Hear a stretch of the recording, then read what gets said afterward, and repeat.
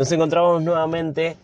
La semana pasada habíamos estado hablando acerca del nacimiento de la fotografía y una de las cosas con las que cerrábamos era con el hecho de que en 1830 Daguerre vende al Estado francés los derechos de la fotografía, en realidad del daguerrotipo, lo cual va a abrir a la cancha la posibilidad de que se empiecen a instalar en Francia los primeros estudios de fotografía.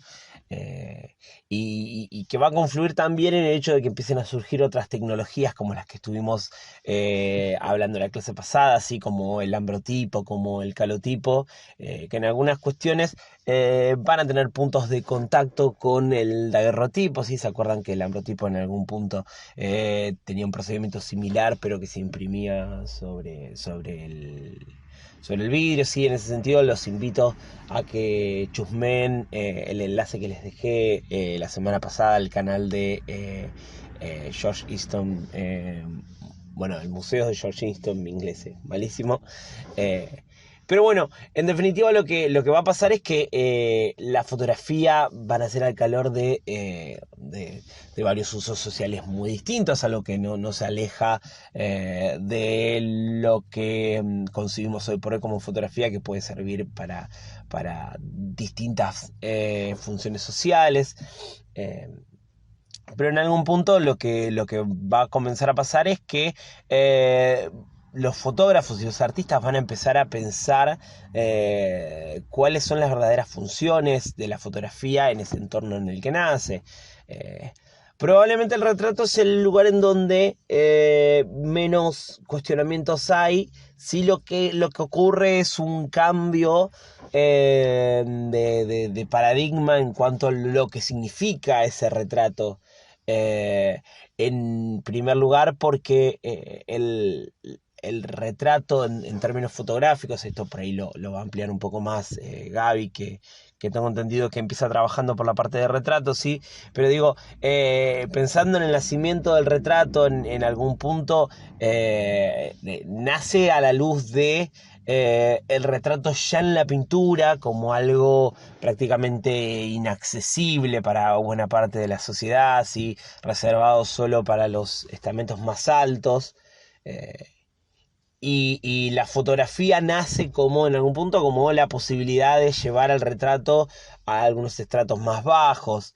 En algún punto incluso muchos pintores van a utilizar la foto también como una forma de tener fija la imagen de la persona a retratar y luego poder tomarse la cantidad de horas necesarias para pintar al sujeto.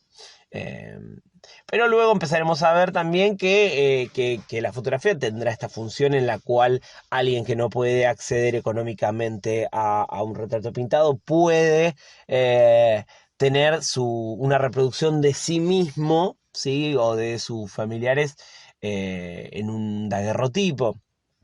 Eh, Esto a su vez se va a pronunciar porque eh, en algún punto, como les va a hablar Gaby cuando les hable de las tarjetas de visita, como un ejemplo particular, ¿sí? Va a comenzar a surgir cada vez más una industria de la fotografía, por decirlo, en Francia. Y por ahí no sé si industria es el mejor término, porque en realidad lo que son pequeñas casas de fotografía en donde se va a empezar a ambientar vestuarios y escenografías para que la gente vaya a realizar sus imágenes. Va también a surgir una serie de técnicas que van a permitir que la fotografía se empiece a abaratar, en el sentido de que se empieza a imprimir sobre otras superficies que no tengan que ver con el metal, sino ya sobre algunos tipos de papel. Y además se va a trabajar con objetivos que permitan reproducciones más pequeñas pero más variadas, y de pronto en vez de tener una sola placa de metal expuesta, ¿sí? uno puede acceder a fotografías más pequeñas, pero en vez de acceder a una por el mismo precio, uno podía acceder quizás a 8, ¿sí? Esto lo va a repasar Gaby cuando vean las famosas tarjetas de visita, ¿sí? Que permitían que de pronto ahora por el mismo valor, que seguía siendo cara, porque los daguerrotipos, si bien eran más accesibles que la pintura, todavía eran caras, las tarjetas de visita van a ser más económicas en el sentido de que por el mismo valor, incluso un poco menos, uno puede acceder a más fotografías que solo un daguerrotipo. Esto que vemos acá es el daguerrotipo de San Martín. Hay varias ideas de cómo ocurre o por qué motivo ocurre la toma de este daguerrotipo.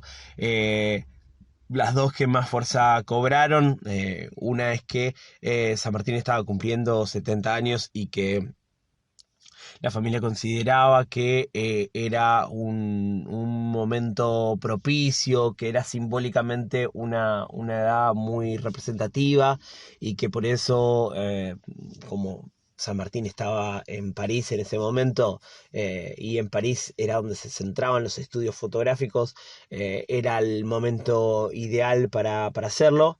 Eh, Otros sostienen que había un clima de gran conflictividad en París y que se le aconsejó a San Martín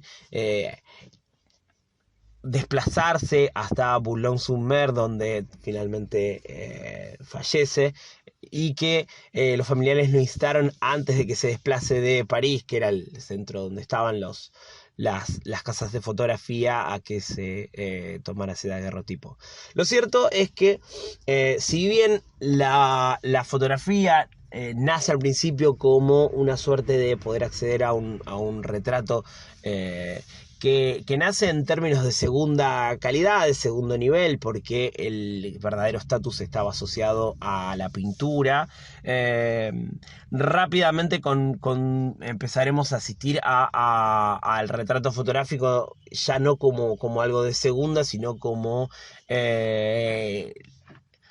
una novedad, sí, no es el San Martín el único caso, veremos después cuando hablemos de la fotografía en Argentina también, en donde la fotografía deja de ser una cosa subsidiaria del retrato pintado y empieza a tener cada vez más protagonismo por sí misma y a tener su propio estatus. ¿Sí? El caso de las tarjetas de visita, por ejemplo, llegaron a funcionar incluso bueno, como una forma en la que cuando uno iba a algún lugar iba dejando su tarjeta, así como si fuese la tarjeta de presentación. Incluso llegaban a salir algunas tarjetas sí que funcionaban casi como después van a salir los álbumes de estampitas o de figuritas, ¿sí? Se vendían las tarjetas de visitas de personajes destacados de la sociedad francesa. Mirando hacia otros terrenos, el estatuto de la fotografía parece como algo más conflictivo. ¿Por qué? Porque hay un cruce fundamentalmente pensando la interacción de la fotografía con el arte. Tengamos en cuenta que el nacimiento de la fotografía hace confluir por un lado a artistas y por otro lado a artesanos. Hablamos de artesanos porque realmente era una cuestión muy compleja en los procedimientos para fijar la imagen en las placas. Sí, se necesitaba un conocimiento técnico sobre el manejo de sales, ¿sí? Entonces, en ese sentido tenemos la rama artesanal. Ahora, por otro lado, es cierto que muchos de los primeros fotógrafos estaban muy vinculados al plano artístico, ¿sí? En ese sentido, las primeras técnicas prefotográficas, como habíamos visto la vez pasada, a la cámara oscura, ¿sí? Funcionan inicialmente como una asistencia al fotógrafo, ¿sí? Se destaca la gran capacidad que tiene la fotografía para representar de manera muy fiel eso que está enfrente del lente, pero del obturador, pero lo que ocurre es que también desde el lado del arte se va a cuestionar el estatuto de eso, ¿sí? Porque lo que van a cuestionar los pintores es que en la fotografía no hay una intervención de parte de quien toma la imagen, a diferencia de el pintor que puede construir mundos desde cero, ¿sí? El cuestionamiento pasa por decir que, bueno, esto ustedes lo habrán vivido alguna vez en su vida, alguien que les diga que el fotógrafo no hace nada más que hacer clic y la cámara hace todo y graba fielmente lo que está enfrente. Este es uno de los principales argumentos esgrimido por algunos pintores que no se dedicaban a la fotografía y consideraban que la fotografía no podía ser considerada arte bajo ningún punto. Esto va a abrir la cancha entre los fotógrafos que quieren establecer la fotografía como arte, generando una diferenciación entre los que van a defender lo que podríamos llamar el purismo, ¿sí? Que consiste en intentar expresarse artísticamente a través de la fotografía con los recursos propios de la fotografía, y el purismo, que es la corriente que intenta expresarse estéticamente desde la fotografía tratando de imitar algunas cuestiones propias de la pintura como lenguaje, ¿sí? Por ejemplo, interviniendo sobre el grano, ¿sí? Generando barridos que se asimilen a el trazo del pincel. Por otro lado, empieza a cuestionarse la idea de si efectivamente el fotógrafo no es más que la persona que coloca el dispositivo para que se grabe la imagen, ¿sí? Y eso conlleva el debate que introducíamos la vez pasada sobre si la fotografía puede llegar a ser objetiva o no. En este sentido, me parece un buen ejemplo empezar a pensar el origen del fotoperiodismo y podemos ubicar quizás en el origen un caso muy interesante que es la cobertura de la fotografía de guerra, ¿sí? Porque en la cobertura de la fotografía de guerra tenemos el registro de acontecimientos y en ese sentido nos permite ver cómo a partir del registro de acontecimientos uno podría pensar que el fotógrafo podía haber hecho una lectura o podría haber hecho otra.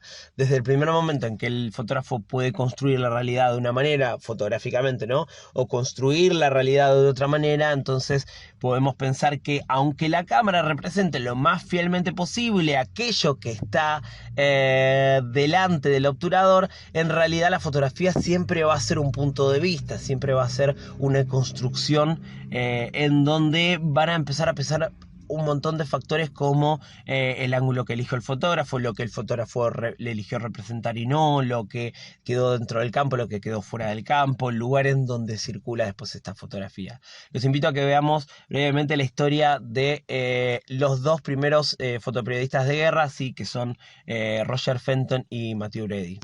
Empezamos con Roger Fenton. Susan Sontag, otro de las autoras que tenían para la clase de hoy, señala que Roger Fenton quizás no sea necesariamente el primer fotógrafo de guerra, pero sí es el primero del que efectivamente ha sobrevivido material y se ha dado a conocer. Ese que están viendo ahí no es Roger Fenton, sino era uno de esos asistentes que llevaba lo que están viendo ahí, eso que dice Photographic Van, era un laboratorio para el revelado de placas que llevó a la batalla de Crimea. Roger Fenton, fotógrafo inglés que acompañó a las tropas inglesas en la batalla.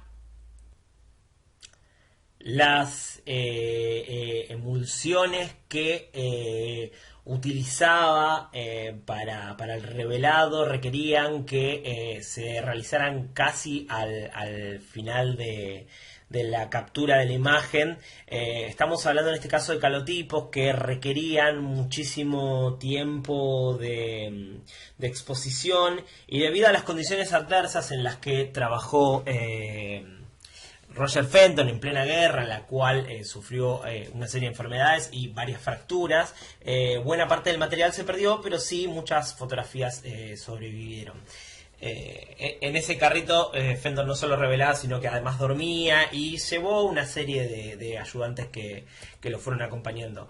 Una particularidad que tiene la producción de Fenton, tiene varias, ¿no? Pero una es que Fenton parte a la guerra de Crimea ya con un previo acuerdo con parte de la prensa británica y sobre todo con el gobierno británico, que de algún modo lo financian a él para que haga esta cobertura, encomendándole exclusivamente que en las fotos no haya cuerpos ni heridos, ¿sí? En algún punto no puede capturar imágenes instantáneas, en el sentido de que se requiere muchísimo tiempo de exposición, así que no puede tomar imágenes del campo de batalla en plena batalla, como veremos que ocurre sí después en otras guerras posteriores. Pero de todas maneras le piden a Fenton que tampoco fotografíe cuerpos, ¿sí? Lo que quería el gobierno británico con estas imágenes, que después iban a ser exhibidas en galerías, era mostrar, si se quiere, el lado menos sanguinario de la guerra, ya que era una guerra que contaba con muy poca popularidad entre la población, ya que buena parte de la población se oponía a este ejercicio bélico. Como vemos en las imágenes, los soldados eran fotografiados sobre todo cuando estaban descansando, cuando estaban fuera de la batalla, por el gran tiempo de exposición que se requería. La prensa también fue parte de este acuerdo con Fenton, a pesar de que las imágenes no se publicaban todavía, pero servían de insumos para las notas. Hay que esperar recién hasta 1880 para que se empiecen a publicar fotos en los periódicos. Y esta, si se quiere, es la imagen más significativa en términos de que es la única que da cuenta realmente de la batalla. En muy particular se la llamó el Valle de la Sombra de la Muerte, y se conocieron dos imágenes de este paisaje. Las dos imágenes son iguales, con la diferencia de que en una, que es la que estamos viendo, se ven las balas de cañón, y en otra se ve el mismo paisaje, pero sin dichos proyectiles, lo cual generó bastante duda acerca de cuál foto fue tomada primero. Por lo general se estima que la foto del desierto, el valle sin balas, fue primero, y que existe la posibilidad de que Fenton haya mandado a poner esas balas ahí a propósito. En este lugar hubo una emboscada donde se fusiló a cientos de soldados, y como no figura nada de eso, sino solamente las balas de cañón, en vez de ser el Valle de la Muerte, se la tituló como el Valle de la Sombra de la Muerte, porque justamente la muerte está ausente. Vamos a pasar ahora a Brady, que un tiempo después, una década después, en Estados Unidos, un fotógrafo estadounidense va a tratar de retratar la guerra civil norteamericana. En el caso de Brady era un artista que tenía un estudio y una galería de fotografías, era un personaje bastante reconocido, y es probablemente, no fue el único fotógrafo de la guerra civil estadounidense, pero probablemente el más renombrado por la gran cantidad de fotografías que logró obtener. Brady apuntó al efecto contrario. Brady lo que quiso fue resaltar los horrores de la guerra. A Fenton muchas veces se lo acusó de haber retirado a propósito de los cadáveres de las tomas.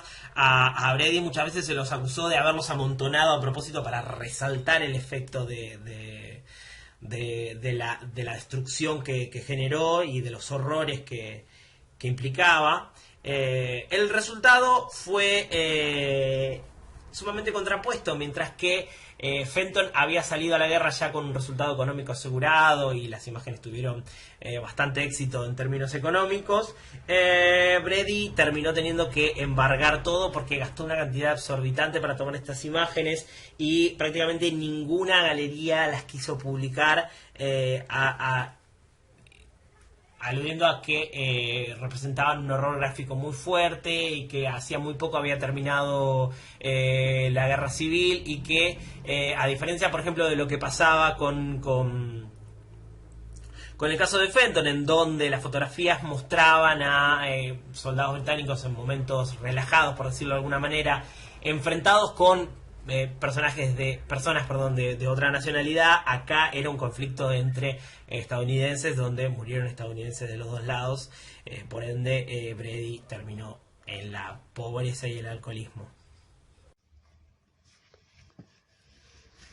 Tanto las variantes que van a permitir que cada vez se vayan instalando más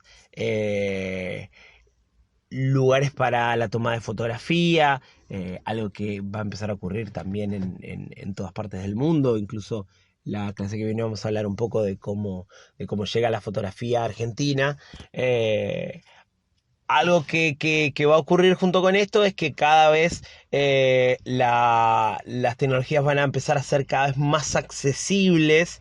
La fotografía no solo en términos económicos, sino en términos de que va a comenzar a ser más sencilla la labor del fotógrafo en términos de el trabajo que conlleva tomar la fotografía. Esto se va a ver maximizado incluso con el nacimiento de Kodak. ¿Sí? Kodak, la empresa Kodak, creada por George Eastman, ¿sí? Lo que va a hacer es que va a convertir a la imagen fotográfica en algo más sencillo de tomar. ¿Sí? Las cámaras Kodak están pensadas, esto lo vamos a extender un poco más la clase que viene, sí, pero están pensadas para que ya no se requiera un saber artesanal necesariamente para la toma de la fotografía, sino que estamos pensando ya en el antecedente más directo de las cámaras como las hemos conocido nosotros, en donde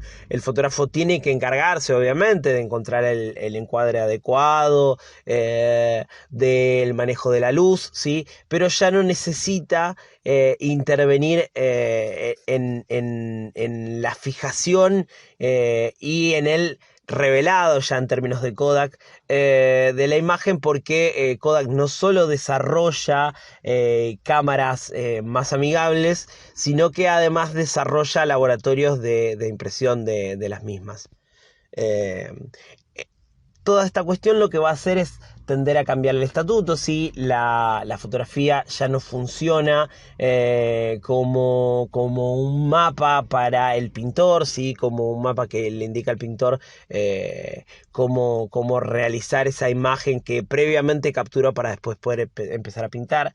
La fotografía no es que escapa del arte, porque muchos de los primeros fotógrafos fueron pintores, y porque seguirá viendo y se irá intensificando con el tiempo una rama de la fotografía que va a luchar por abrirse campo dentro del arte, pero sí deja de ser una cuestión subsidiaria del arte y empieza a consolidarse en otros campos que van más allá del retrato de paisajes o el retrato de personas, y va a empezar a consolidarse, por ejemplo, en la cobertura de acontecimientos. A partir de 1880 empezamos a encontrar también, y esto ocurre muy, muy lentamente, van a pasar décadas hasta que se consolide, pero empieza a ocurrir la aparición de fotografías en la prensa.